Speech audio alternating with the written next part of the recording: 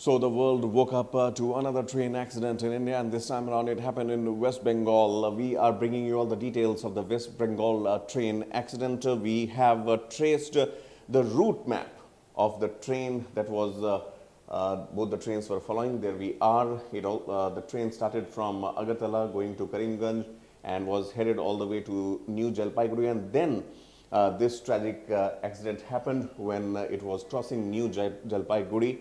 After that, it was supposed to go to Malda, then Bardhaman, and then to Sealdah. This was that route that Kanchanjunga train express was taking, and it was rammed by another goods train.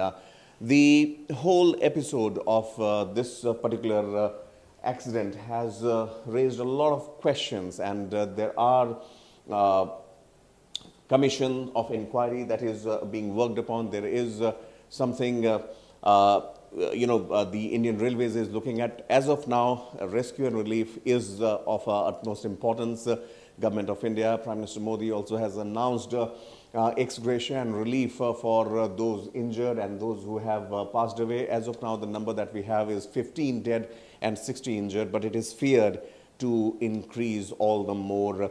What comes to the fore as of now is the fact that whenever we have accidents like these, the number of people, those who get either injured or those who come under the impact of such kind of mishaps, this is something that raises questions that whether we are able to mitigate the impact or not. Train collision, many experts say, cannot be averted, but there are several mechanisms. Kavach is one aspect that is much talked about.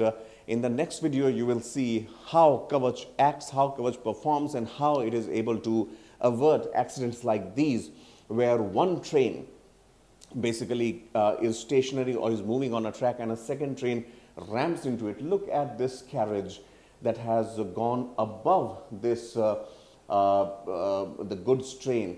This was the impact. This shows the impact. This was thankfully a parcel van. This was not a coach where people were there inside, and that's why thankfully the death toll is less. The locals immediately came to rescue even before the rescue train could come in.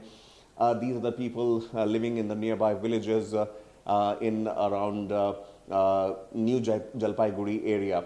And if you look at the intensity, so what happened was that the goods train clearly did not stop at one of the signals which was meant to reduce its speed, and it kept on going on a high speed. And the way things have all splattered across, it looks like the goods train hit the Kanchanjunga Express with at a very big speed, which was not expected, because when we spoke to the experts, the former general manager of Indian Railways, Mr. Money, he mentions that once a train is on a track, it is heading towards its destination. The next train, which is on the track, should at least wait for 15 minutes during night, or at least 10 minutes and 2-3 minutes in the daytime before it jumps or goes ahead of the red signal that is there on the tracks.